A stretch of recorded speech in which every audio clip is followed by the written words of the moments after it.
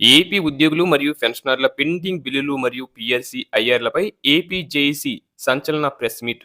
ఇక గత ప్రభుత్వ హయాం నుండి పెండింగ్‌లో ఉన్న దాదాపు 33,000 కోట్ల బకాయిలలో ఇటీవల 7,300 కోట్లు విడుదల చేయడంపై జేఏసీ నేతలు హర్షం వ్యక్తం చేశారు.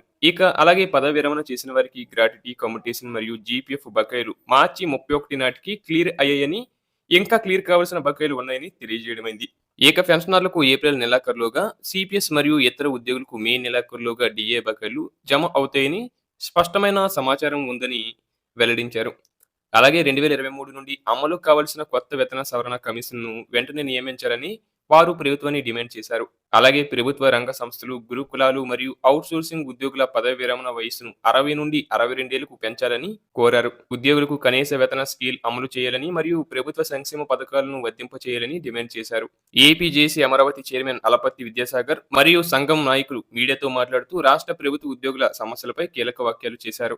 ఉద్యోగులకు సంబంధించిన పెండింగ్ బిల్లులను విడతల వారీగా క్లియర్ చేస్తున్నందుకు ముఖ్యమంత్రి నారా చంద్రబాబు నాయుడు గారికి మరియు ఆర్థిక శాఖ మంత్రి పయ్యవుల కేశవ్ గారికి ధన్యవాదాలు తెలిపారు. ముఖ్యంగా 8వ తేదీ నాటికి 7,300 కోట్లు విడుదల చేయడం వల్ల పెన్షనర్లకు పదవి విరమణ చేసిన వారికి పెద్ద ఊరట లభించిందని పేర్కొన్నారు. ఇక ప్రస్తుతం ఉద్యోగులు 2018 నాటి ధరల ప్రతిపాదికన ఉన్న వేతనాలతో ఇబ్బంది పడుతున్నారని, పెరిగిన ధరలకు అనుగుణంగా వెంటనే 12వ పీఆర్సీని నియమించాలని కోరారు.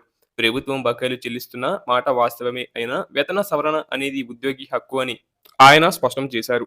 ఐఆర్ ప్రకటించడం ద్వారా ఉద్యోగులకు ఆర్థికంగా అండగా నిలవాలని ప్రభుత్వాన్ని డిమాండ్ చేశారు.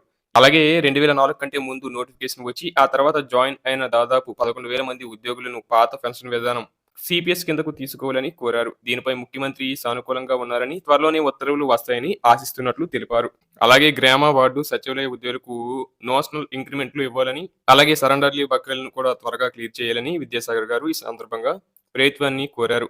ఉద్యోగుల సమస్యల పరిష్కారంలో ప్రభుత్వం చూపుతున్న సానుకూలతను స్వాగతిస్తూనే పీఆర్సీ వంటి కీలకమైన అంశాలని కాలయాపన చేయకుండా త్వరగా నిర్ణయం తీసుకోవాలని ఏపీ జేఏసీ నేతలు విజ్ఞప్తి చేయడం జరిగింది.